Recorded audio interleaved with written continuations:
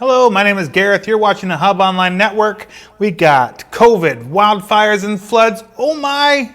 Today, let's get started.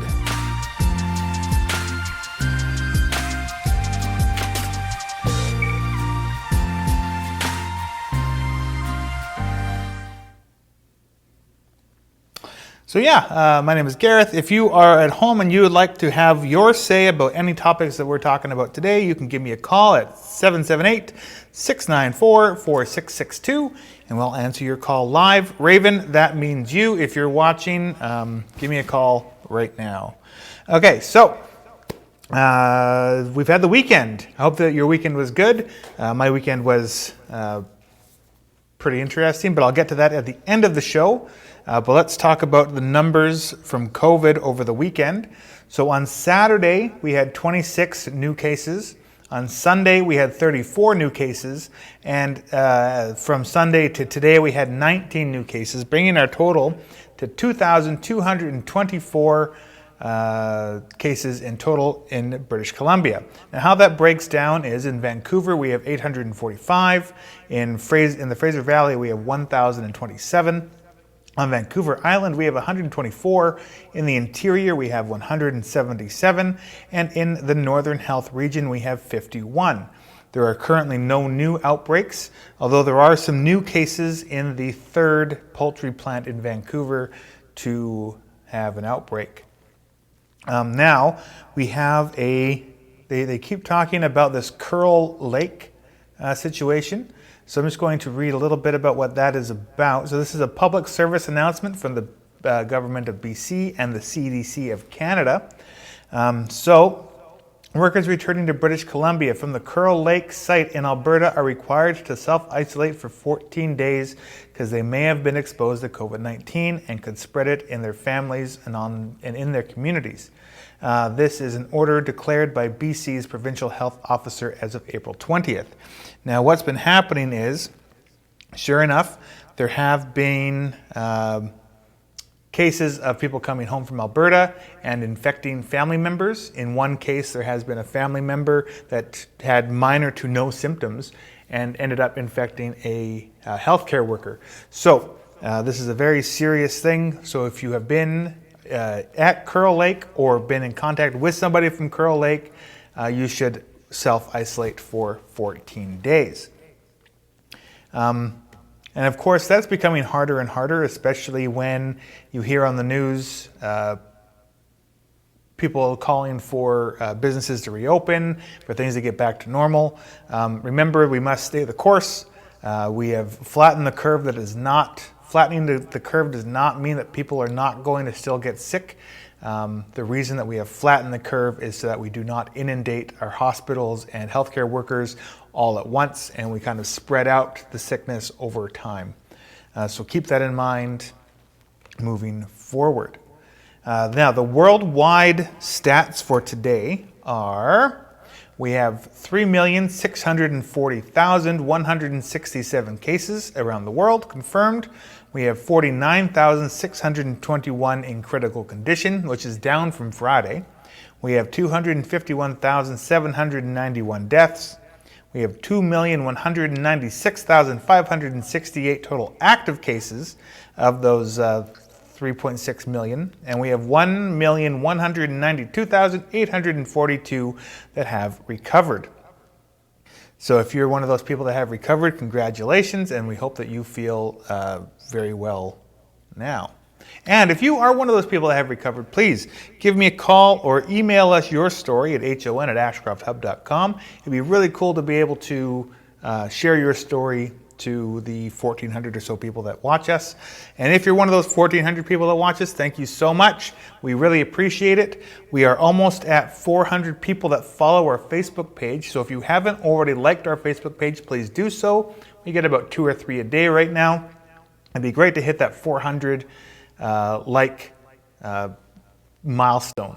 So also, we do all have content on YouTube, so if you haven't checked that out, go to YouTube, subscribe to our channel. We don't always share everything on Facebook, so check that out as well for content that you might be missing. Okay, so that is all the COVID stuff that we have. Now, oh, actually, that's not all the COVID stuff we have. So this is great. In New Brunswick, they are on day 16 of no cases. Now, what that means is, once a place gets to 0 cases, that means that the first initial 14 days of the virus has been done, but they have to still be isolated for another 14 days to be sure that the virus is gone. If they, in theory, show 1 new case, it means that the virus hasn't gone away.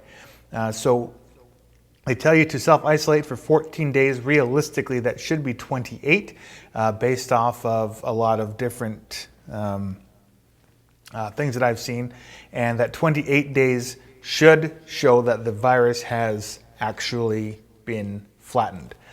So congratulations, New Brunswick. You're the first province to do this. We had a meeting today with the people with our LJI, the Local Journalism Initiative that I work for, and one of the journalists that works in New Brunswick was talking about this. So thank you very much for bringing this to my attention. And yeah, this is fantastic news. So that just gives us a little bit of hope in British Columbia, as we've already done such a good job bringing our numbers down, despite the fact that we've had a few up blips. Now, tonight, there is going to be a virtual town hall in Ashcroft. The Hub Online Network is going to be presenting this. We're going to be going live at 7 p.m. At the Ashcroft Village office. The live streaming and public participants will be provided by us on Facebook. So to view the presentation prior to the meeting, go to Ashcroft. Realistically, you can just go to our Facebook page and it'll be posted there. If you want to participate, again, go to our Facebook page. 7 p.m. we'll put up a little thing saying, giving a little bit of a countdown in advance so people can join. That is tonight at 7 p.m. And links will be available on the Mayor's Facebook page as well, if for some reason you missed it. Please tell your friends this is a very important meeting. This is about the 5-year financial plan for Ashcroft. So if you have any questions, concerns, comments, you can email us in advance at hon@ashcrofthub.com, and we will be monitoring those questions and presenting them to the council.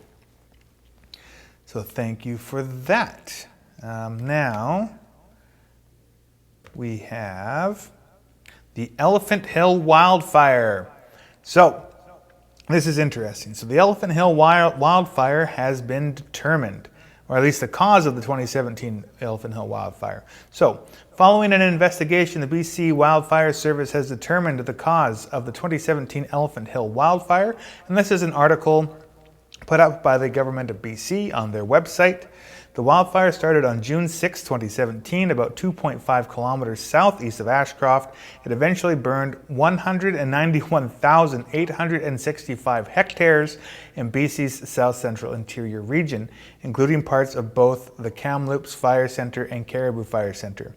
The BC Wildfire Service's fire originated and cause specialist investigated the Elephant Hill Wildfire, and their report indicated that the most likely cause of the Elephant Hill Wildfire was smoking or smoking materials. Now, the smoking material classification includes matches, cigars, pipe tobacco, cigarettes, and or marijuana. Other potential causes of the fire were eliminated as part of the investigation that included lightning, escaped campfire, Category 2, Category 3, or resource management open fire activity, arson, arson or suspicious activities, juvenile fire setters, fire use, equipment use, railroads, vehicles, and electrical transmission utility line pole. So all of those things were eliminated from the thought process of how this thing started. So they are saying that it most likely is smoky materials. The BC Wildfire Service fire origin and cause report was completed in fall 2017 and submitted as part of a larger RCMP investigation into the Elephant Hill Wildfire.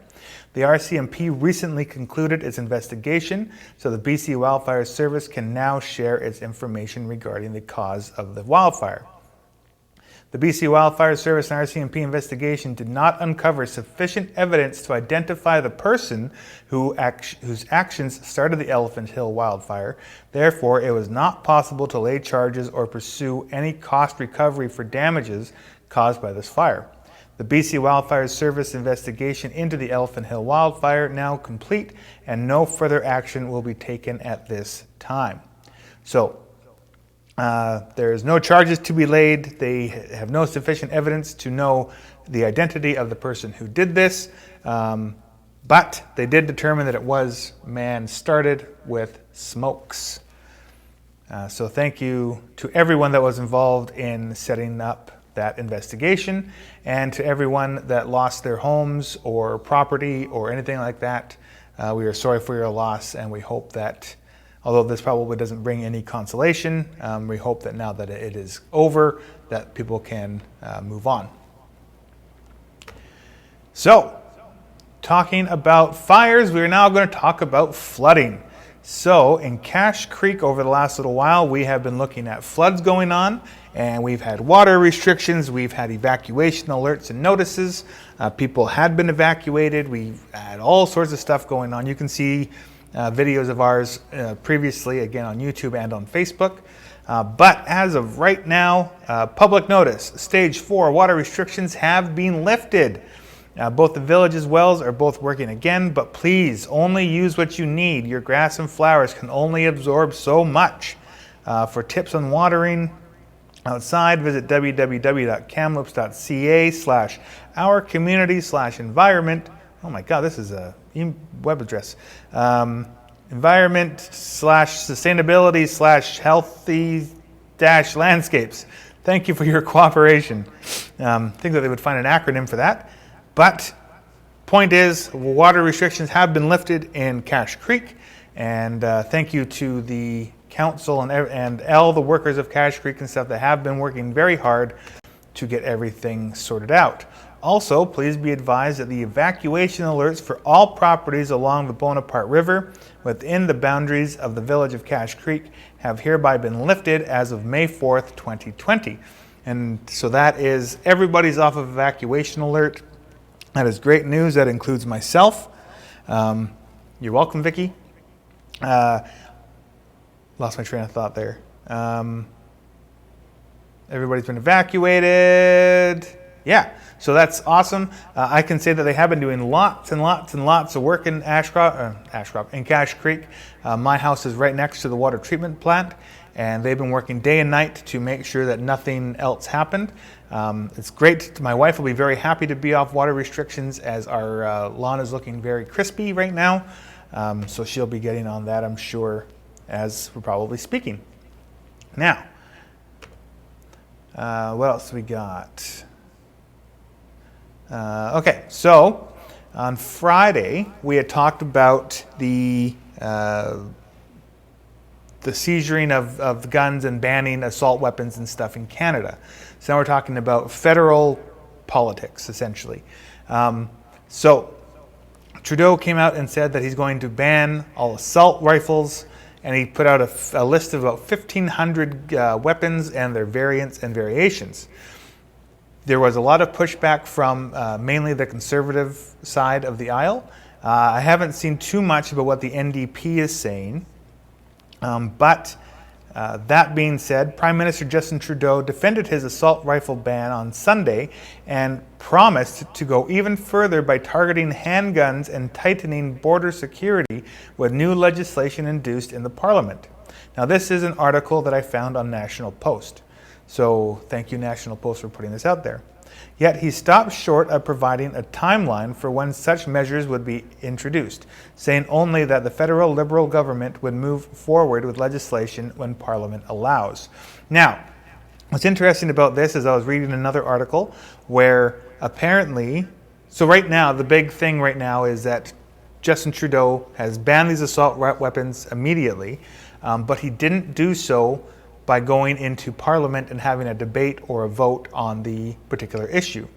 Apparently, Justin Trudeau doesn't have to do that to ban the weapons. Where he needs to get Parliament's approval and have the debate is the buyback scenario. So he's allowed to go and ban the weapons, but he's not allowed to impose the buyback scenario without parliamentary approval. So that's going to be a thing that waits until after COVID-19 is over, although he feels that it is not going to be an issue to have that put through and voted in his favor. But now he's saying he's going to be also going after handguns and tighter border security. What are your thoughts on that? Should handguns go next? Should they be allowed to stay?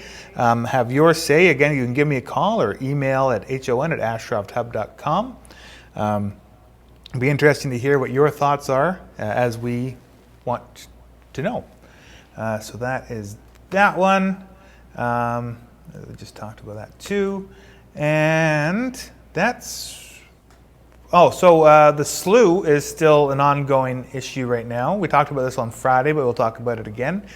So just as a reminder, the Ashcroft terminal is trying to put together a select group of people, mainly a council member from each village, a representative from the Indian bands, several people from town, and a handful of people from the terminal itself to sit at a table and talk about the merits of keeping the Slough open for the public or closing it down. Right now, the terminal is pushing to close it down based off of liability issues for the public. If someone goes there, which is in theory illegal to go down to the Slough right now because it's private property, if someone were to go there and fall and break their leg, they could technically sue the Ashcroft terminal because they're liable for that land. So again, what are your thoughts on that? Should the Slough just be open to the public? Should it be closed to the public? You do have to cross a railroad track. How does not sure, I think it's CP, but I'm not sure which railroad track it crosses. So should CP or CN have a say in this? What kind of measures need to go up? All that stuff's going to be talked about in this round table about this issue. I'm hoping that we're going to have a chance to be part of that as well, to be able to report to you about what's going on. But that's really all the news that I have today. So I'm going to talk about what I did on the weekend. So actually, going a little bit further back, my wife and I have been watching the Marvel movies. Now, about a month ago, when all this COVID stuff started, I talked about 10 really long movie series that you can watch at home. And Marvel, which has 23 movies, is one of the long ones. So we actually started watching a movie, one movie every 2 days. So we would start one and then on like a Monday and finish it on the Tuesday. So over the weekend, we watched a handful of them. So far, my personal favorites are the Iron Mans and the Captain America bits. And I like the Civil War, I think, the most, as it brings sort of all the superheroes together. I like that story. So now we're into the final phase before we get into Infinity War and Endgame. So we have like Doctor Strange and Guardians of the Galaxy 2 and Spider-Man to watch. So we got 3 or 4 or 5 movies to watch before we watch the last set. But please let us know what your favorite Marvel movies are in the comments or by emailing us, and we'll read it out on Thursday's show. Because on Friday I actually have a final appointment for my eye surgery, which is Friday. So I'm going to be going live on Thursday at 4 instead of Friday. Keep that in mind. We'll have a few other little videos throughout the week posted on our YouTube channel. But yeah, I'm going to be gone all day Friday, back on Saturday, so I'm going to miss Friday's afternoon. So stay tuned on Thursday. Maybe tomorrow I'll have a debrief from the village town hall tonight. So I'll be tomorrow. And if you are... that's pretty much all the things that I have. So thank you very much for watching. I know this is a short episode today. I actually feel a little bit underprepared. I had a lot of things going on. I had quite a few meetings, I got to say. But thank you all for watching. Again, please like our Facebook page. And we'll be back on Thursday at 4 p.m. live with all sorts of new stuff to talk about. And if you have anything that you want us to dig deeper onto, please, again, email us at hon@ashcrofthub.com. We would love to hear from you, what you want to hear about. And we will talk to you guys on Thursday. Thank you so much for your time. Have yourself a great night. And don't forget, Ashcroft Village Town Hall, 7 p.m. on the Hub Online Network. I got to go get prepared for that right now, so I'm taking everything and heading down to the village office. So stay tuned for that.